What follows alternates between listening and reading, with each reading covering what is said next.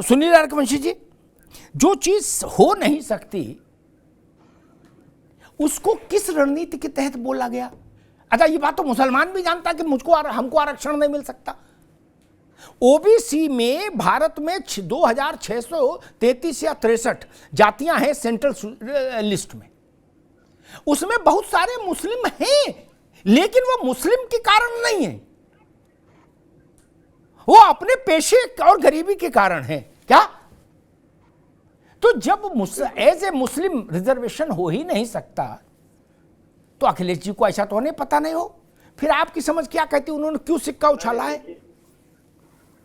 नहीं, देखिए अखिलेश जी और कांग्रेस की सरकार इतनी मुस्लिमों के प्रति इतना ज्यादा उन्होंने अच्छा काम करने का काम किया। जब देश का आजाद हुआ था तो उसके बाद नौकरियों में मुस्लिम लगभग 30% के आसपास मुस्लिम था, और इनकी सरकारें रहते रहते आज की तारीख में मुस्लिमों का क्या हाल है नौकरियों में, ये सब लोग जानते हैं।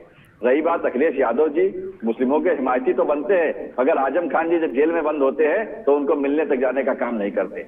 ये सिर्फ एक उनका स्टंट है। एक तरफ इस तरीके की भाषा का प्रयोग करते हैं, और वहीं दूसरी तरफ सनातन के ऊपर कुठाराघात करने के लिए स्वामी प्रसाद मौर्य को पाले पड़े हैं, और अपने आप जाके न्यायशाला में 108 मंत्राचरण करने का काम करते हैं। तो अखिलेश जी खुद ही नहीं समझ पाते हैं, और वो कंफ्यूज हो चुके हैं कि अब हम करें तो क्या करें।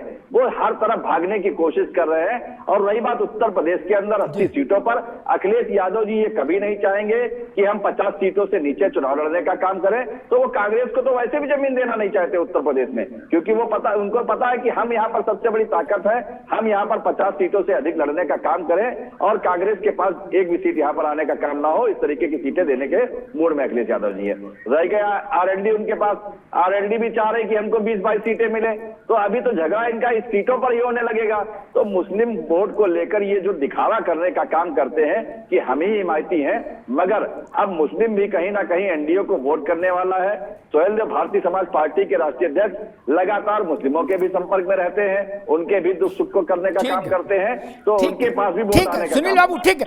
जोशी साहब, ये कह रहे हैं, ओम प्रकाश राजभर की पार्टी कह रही है कि भाई अखिलेश जी कंफ्यूज हैं, वो समझ ही नहीं पा रहे कि देवबंद में बैठ जाएं या नैमिषारण्य में जाएं। देखिए, मैं इतना कहना, वो कभी देवबंद जाते, कभी नैमिषारण्य जाते। क्या ये प्रतीक है? मतलब स्थान को नाम से मत जोड़िए, प्रतीक मैंने बताया जी। मैं समझता हूँ जी। मैं इनके अनुसार ही चले जाता हूँ। अगर ये कहते हैं कि माननीय अखिलेश यादव जी कंफ्यूज हैं, और कंफ्यूज के बाद वो घोसी का चुनाव जीत जाते हैं, और एक प्रदेश के सबसे बड़े नेता के मुंह पे टेप लगाने का काम करते हैं, तो मुझे लगता है तो ये अगर इनकी भाषा में जो इन्होंने शब्द हमारे नेता के लिए कहा है तो बहुत अच्छा हुआ है। इनके शब्द बिल्कुल अच्छे हैं। हम ऐसी 50-60 हजार वोट से हराते रहे इनको। इनके प्रदेश के नहीं, देश के सबसे बड़े नेता को टेप लगाने का काम घोसी की जनता ने करा है। और अगर इनको हमारे नेता कंफ्यूजन दिख रहा है और हमारी जीत हो रही है, तो हमको कंफ्यूजन मुबारक, हमको जीत मुबारक, और इनको बड़बोलापन मुबारक। ठीक जोशी साहब, एक जब योगी की सरकार बनी थी, ठीक है ना, एक उदाहरण सामने रख दूं, सबके काम का है, तो गोरखपुर और केशव मौर्य के इस्तीफे के कारण खाली हुई सीट पर चुनाव हुआ, बाई इलेक्शन, ठीक, दोनों जीत, भाजपा गई हार। क्या? तब भी सपा ने ये कहा था कि भाजपा खत्म हो गई,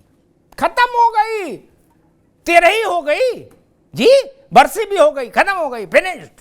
क्या? उसके बाद से जितने चुनाव हुए लोकसभा विधानसभा के, सब भाजपा जीतती जा रही है। नहीं, तब क्या कहेंगे आप? एक घोसी की बता रहे हो। अमिताभ जी, मैं इसलिए ये बात को बार बार कह रहा हूँ से जो मैंने अभी कही है जी, क्योंकि मैं देखता हूं जब हम चुनाव हार जाते हैं, और अधिकतर पत्रकार, मेरा रोज ही का काम है, मैं फुल टाइमर पत्रकार भी और राजनीतिक विश्लेषक भी, भारतीय जनता पार्टी के तौर विपक्ष तो हमारा अधिकार बनता है हमारी बुराई करने का, वो सारे तोप गोले बारूद लेकर माननीय अखिलेश यादव जी पे चढ़ जाते हैं। लेकिन घोसी के हार के बाद भी वो सत्ता, वो मठाधीश, सारे पत्रकार से लेकर विश्लेषक तक, विरोधी तो चलो बात थी, वो आज भी बधाई का बौ और तारीफ का तो नहीं कहते माननीय अखिलेश यादव की 50,000 की वोट से हराया और प्रदेश के सबसे बड़बोले नेता को जी ठीक जोशी जी एक करेक्शन कर दें ताकि जिस दिन घोसी का चुनाव परिणाम आया 5 तारीख, ठीक, मेरे ट्विटर के अकाउंट पे जाइए, 5 तारीख को मैंने क्या बोला वहां उपलब्ध है, क्या ट्वीट किया वो भी उपलब्ध है, देख लीजिए, पढ़ लीजिए। अगली बार जब मिलिएगा तो इस करेक्शन के साथ मिलिएगा कि अमिताभ जी को छोड़कर बाकी ने नहीं किया ये ता और पा। क्या मैं भीड़ में नहीं चलता मित्र ना, और मेरे अंदर उतना साहस है, आप लोगों में तो साहस की कमी रहती है, मेरे अंदर कोई डिफिशियंसी नहीं रहती, सब में रहती है। आप अपनी पार्टी के लिए कुछ बोल के पार्टी में थोड़ी रह पाओगे, लेकिन हमें ऐसा कभी भय नहीं रहा मित्र। ये मठाधीश और ता और पा ये दूसरों के लिए इस्तेमाल करिए ना, मुझे क्या कहना था मैंने कहे उस दिन घोषी के दिन कहा था ना मित्र। इसलिए मेरा अनुरोध है, एक नपने से सबको मत नापिएगा कभी, और मेरे साथ तो नहीं कम से कम, बाकी तो सब हरि अनंत हरि कथा अनंता, कोई दिक्कत नहीं। ओपी सिंह जी, भाई आप और सपा के बीच में कुछ वो है कि भाई सब मामला ठीक दिशा में जा रहा था, ओबीसी पर लाइन सेट हो रही थी, भाजपा के लिए मुश्किल पैदा हो सकती थी ओबीसी पर लाइन आके टिकती महिला आरक्षण में, क्या आप उसके लिए कोई काट निकालोगे 3 महीने के भीतर? वो भी है, ठीक है, लेकिन चलो अभी उस बात में ज्यादा नहीं जाते, लेकिन संकट हो सकता था। तब अचानक से अखिलेश जी की पार्टी ने एक नया मुद्दा छेड़ दिया, बोले मुसलमान को आरक्षण दो। आप लोगों के यहां तुरंत काजू कतली बटने लगी, क्या बोले गुरु अब आ गया मजा, अब लाइन ठीक हो गई, क्या क्या कुछ मामला है, क्या है बताओ? ये बात तो INDIA भी नहीं कह सकता, कोई कह सकता है क्या भारत में कि मुसलमान को आरक्षण का कोटा फिक्स कर दो? नहीं ना, आंध्रा की असेंबली ने किया था, सुप्रीम कोर्ट ने टर्न डाउन कर दिया। तो ये क्या मतलब, इससे तो आप ही को लाभ हो सकता है और किसी को तो हो नहीं सकता, ना मुसलमान को ना हिंदू को, आपको लाभ हो सकता है। जी देखिए अवतार जी, लाभ हानि का मतलब इससे नहीं है, राजनीति में जो भी कदम उठाया जाता है लाभ हानि के लिए ही उठाया जाता है जी, चाहे उसकी परिभाषा जितनी गुगली घुमा के हो, लेकिन किया वही जाता है। सच्ची बात यही है। हाँ, ये नहीं पता है कि इस देश का बंटवारा जो हुआ था धर्म के आधार पर, और ये भी पता है कि 1947 से इस देश के अंदर जो राजनीति चल रही है वो आज भी जिंदा है। वो दूसरे रूप में जिंदा थे जिनके पास सत्ता थी, आज जिनके पास सत्ता नहीं है, कुछ कर नहीं सकते हैं, तो भाई इतने करेंगे कि सनातन धर्म को गाली देंगे, दिलवाएंगे, हिंदू धर्म को गाली देंगे, साधु संतों को गाली देंगे, हमारे गीता और रामचरितमानस को फड़वाएंगे, जहर उगलवाएंगे। दूसरी बात, हर पार्टी का आप कहते नहीं, हम जातिवाद की राजनीति नहीं करते, हम धर्म संप्रदाय की राजनीति करते सब। हाँ। तो एक पार्टी ये बताइए कि उसकी जो उत्पत्ति हुई थी वो किस आधार पर उत्पत्ति हुई, जिसकी केंद्र में उत्पत्ति हुई, जिसकी प्रदेश में उत्पत्ति हुई, किस आधार पर उत्पत्ति हुई?